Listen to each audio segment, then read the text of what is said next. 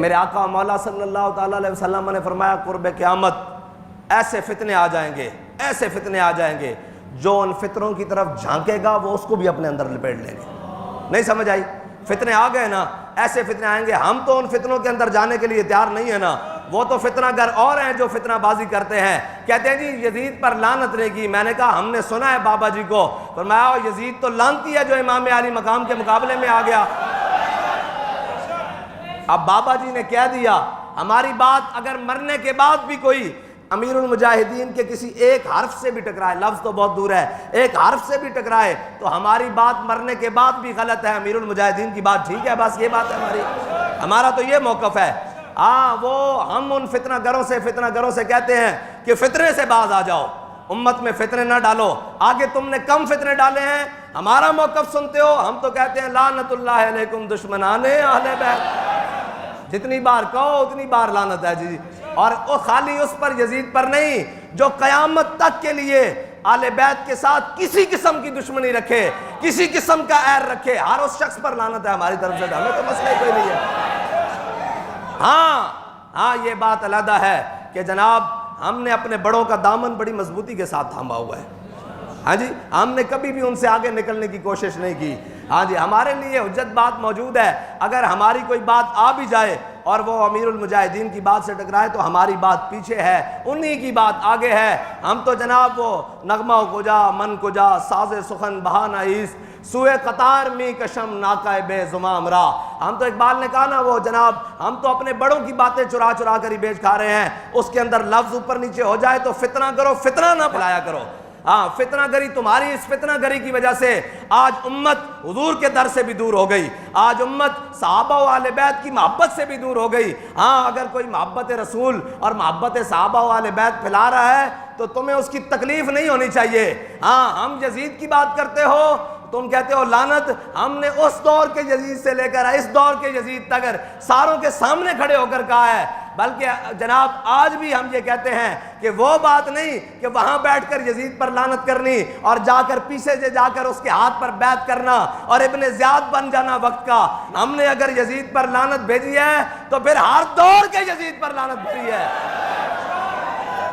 بہرحال پھر میں کہتا ہوں فتنہ کرو، فتنوں سے باز آ جاؤ۔ تمہارے ان فتنوں کی وجہ سے آگے امت جناب بڑے حصوں میں تقسیم ہو گئی۔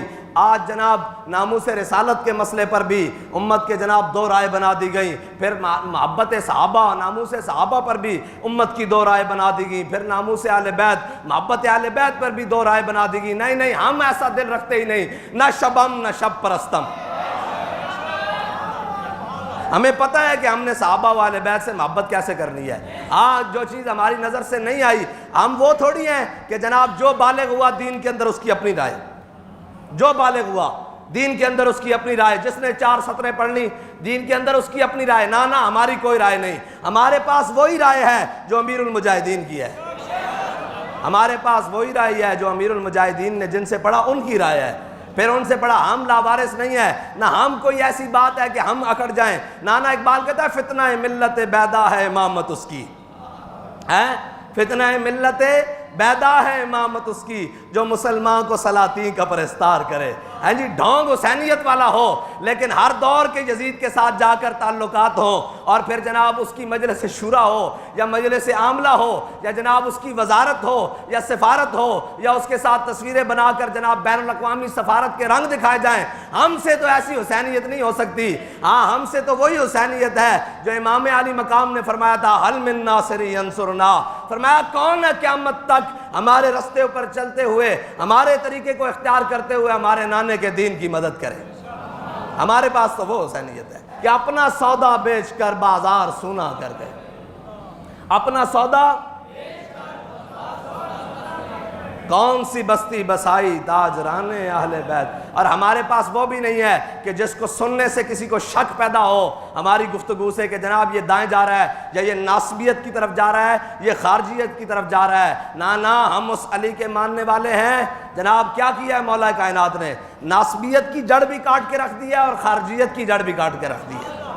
ہم تو اس کی ماننا ہے جی، ماحیے رفض و تفضیل و نصب و خروج ہے جی، ماحیے رفض و تفضیل و نصب و خروج، حامی دین و سنت پہ لاکھوں سلام۔ دین کے نام پر کھا کر، دین کے نام پر سارا کچھ کر کر پھر دین کے دشمن بن بیٹھے ہو۔